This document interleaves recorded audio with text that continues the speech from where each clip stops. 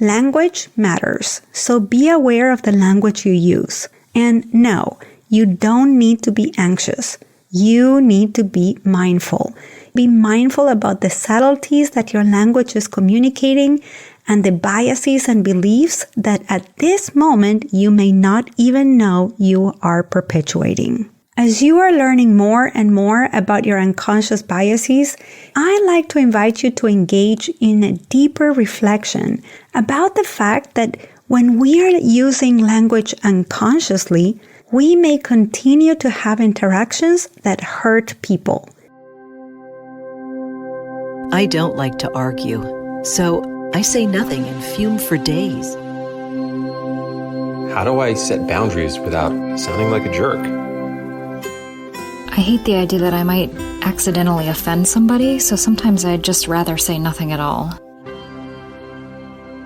Welcome to the Language Alchemy Podcast, and thank you for joining me today.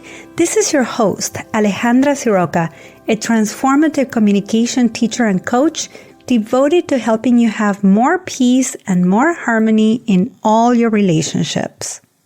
In this Q&A episode, I am going to address a big question that I've heard many times and that someone emailed me recently.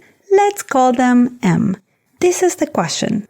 Alejandra, I'm feeling anxious about what to say to people when I meet them for the first time.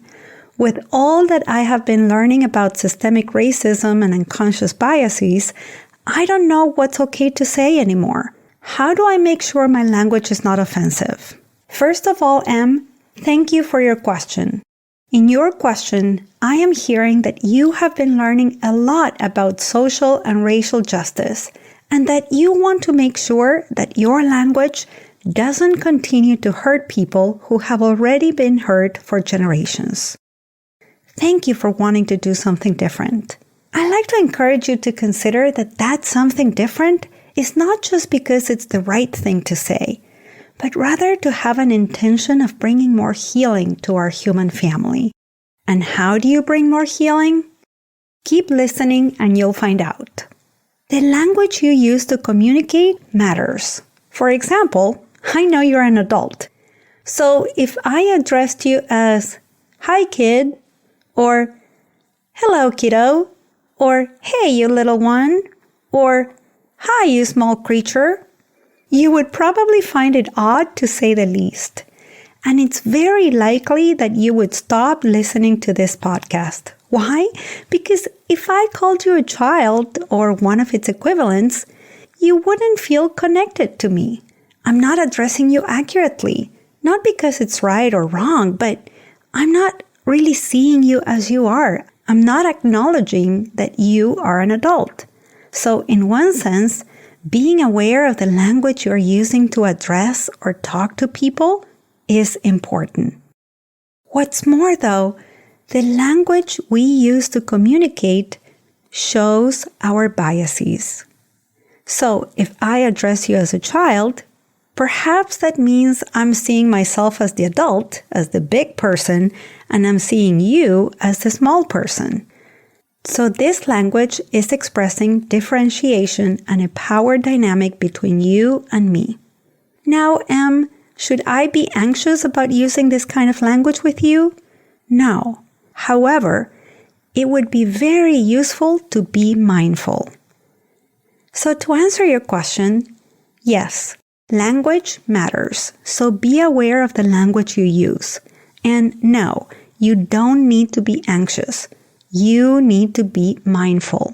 You need to be mindful about the subtleties that your language is communicating and the biases and beliefs that at this moment you may not even know you are perpetuating. As you are learning more and more about your unconscious biases, it's important to find your own expression that can bring us together and not further apart. And again, not because it's the right thing to say or because you think saying black is politically correct and before you use the term African American, or not because you're using the word Latinx instead of Latino when you refer to people of Latin American origin or heritage, because you think Latinx is the right thing to say, but use it because of your desire to include people from Latin American origin or heritage who are female and non-binary. But rather than feeling anxious about using a term, I like to invite you to engage in a deeper reflection about the fact that when we are using language unconsciously, without giving it any thought, we may continue to have interactions that hurt people, even if we are not mentioning a particular label that's now being explored in an attempt to find ways to be more inclusive, more equitable, and less oppressive or hurtful. So, for example, I'd love to raise your awareness about the kinds of questions you ask when you meet someone for the first time. Think of the questions we usually ask. Where are you from? What do you do for a living? Where do you live? Do you have kids? Now, while these questions have no explicit labels about specific groups, let's look at what these questions assume and the biases that they communicate. So first of all, where are you from? Where are you from assumes that you are not from here, and it usually communicates you can't be from here because you look different from me or speak differently from me. So this question, as innocent as it may sound, it implies that to be from here, that is to say, to belong, you need to look like me or speak like me.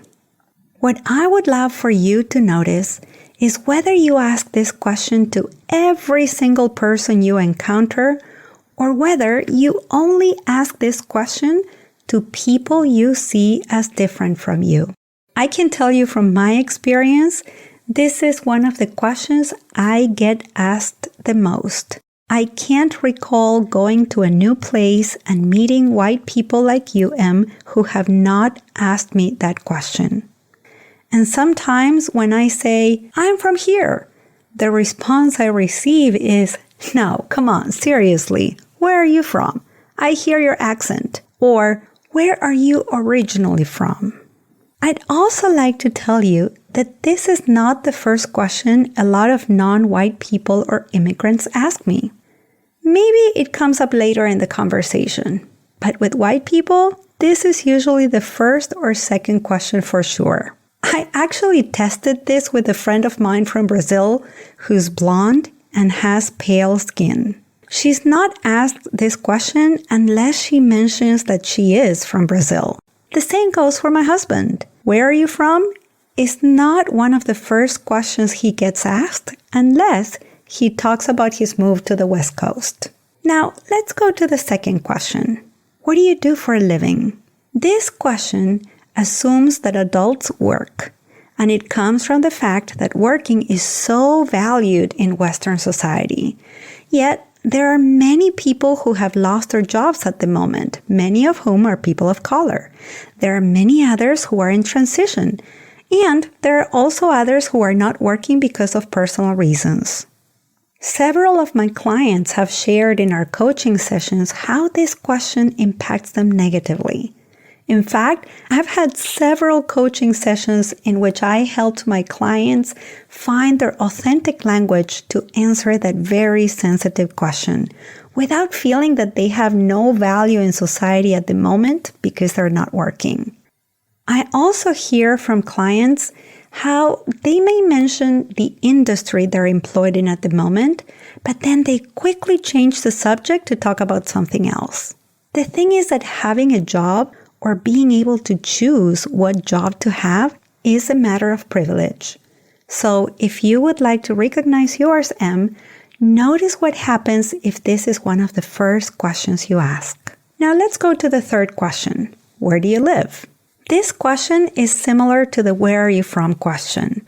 People might be uncomfortable sharing where they live because where we live usually communicates what socioeconomic status we have. And this can divide us into categories. So once again, just be aware of the subtleties of your questions. And how about the last question? Do you have children? This question is one that most adult women are asked, and it implies a bias that women should have children, and that having children gives value to women. I have several clients who cannot have children or who have chosen not to have them. Having to answer this question again and again is disconnecting and painful because it puts them in a category of not being seen as valuable in society, or when the person finds out that there is no child, then there's the assumption that this woman is selfish, career-oriented, or somehow inadequate. So my invitation to you is to consider who are you asking these questions and what kind of biases you may be communicating when you ask them. By themselves, none of these questions are wrong or bad questions. In fact, they can lead to connection. But when we ask these questions on automatic pilot, right away as we meet someone, these questions let the other know what assumptions we're making of them. So you may say, okay, but what other options do we have when we meet someone for the first time? Remember I said at the beginning of my response that I wanted to encourage you to consider to say something different, not just because it's the right thing to say, but rather because of the intention to bring in more healing to our human family? Well, you can bring healing when you are mindful of your intention to connect. If you keep this intention in mind, the language that follows that intention will have infinite possibilities of expression. Now, something to consider is that when we have a clear intention to connect, we find that people are fascinating. We also find our common denominators, the things that we share as human beings. So, for example, if you are at a gathering, you could ask, "What brought you here today?" Or, "How do you know the host?" As you hear the answer, you can ask more questions about what you hear. This can communicate that you're listening, that you're present, that you are valuing the other person as another member of our human family. Another way in which you can bring forth healing and connection is by making an observation about something you see in them or something you heard. As in, "I just heard you telling someone that you love music. I do too. What does music do for you?" Or, "I'm looking at your watch and I'm guessing there could be a story about it." And then you can go from there. After you established connection with someone, you can go deeper and deeper. For example, in the last 10 days, I learned from someone I just met that she moved to the US very recently in the midst of a global pandemic. She told me how COVID changed everything in her life and she needed a fresh start. She always had this opportunity to move, but this time she realized this was the moment. And then she told me how difficult it was to socialize and start a new life while wearing a mask everywhere and keeping social distancing. I met this person at a jazz concert. In another conversation with a stranger, a person mentioned the name of another person in their lives. And I said, "Your tone of voice changed when you mentioned this person. It sounds that this person is special for you." And then I got to hear how the person mentioned was a special auntie and all the things that this auntie did to let the man I was talking to know he was loved, accepted, and cared for. We had a lovely conversation about the importance of having kind and loving adults in our lives who are not our parents, who can give us the message that they see us, they accept us, they love us. So in these two cases, I simply asked questions based on what I was hearing or noticing in the moment. I followed up on something the other person said and let the other person know I was right there with them, valuing them as a member of our very diverse human family. And if you're at a loss, but you really want to have the intention to connect, then I encourage you to ask these questions to someone. What are the questions you get asked the most and you're tired of answering? And what would you like to be asked instead? These two questions can lead you to delightful, meaningful, and healing conversations with people. Now, one last thing. As you interact with people, Notice the topics you bring up and the questions you ask. Do you ask people certain kinds of questions if you assume they are like you, and you ask certain other kinds of questions if you assume they aren't? If your answer is yes, then it's time for further reflection so that you can connect with yourself at a deeper level and become more aware of the biases and beliefs that are driving your conversations. M, thank you so much for your email and your question. I bet it was very useful to many people listening to this episode. And speaking of you, listening to the podcast, I'd love to answer your question in the next Q&A podcast episode. Is there something specific about your communication that you'd like to understand? Is there something you're struggling to communicate? If so, you can choose to write your question and I will read your question on the podcast, or you can record your own voice. It's very simple. Just go to languagealchemy.com/podcast question. Thank you so much for listening, and a special thanks to my client Chris for all the work she's done to bring forth more healing and connection. Until the next episode, and as we say in Argentina, ciao ciao. Original music by Gary LaPoe. You can find all links in the show notes at languagealchemy.com.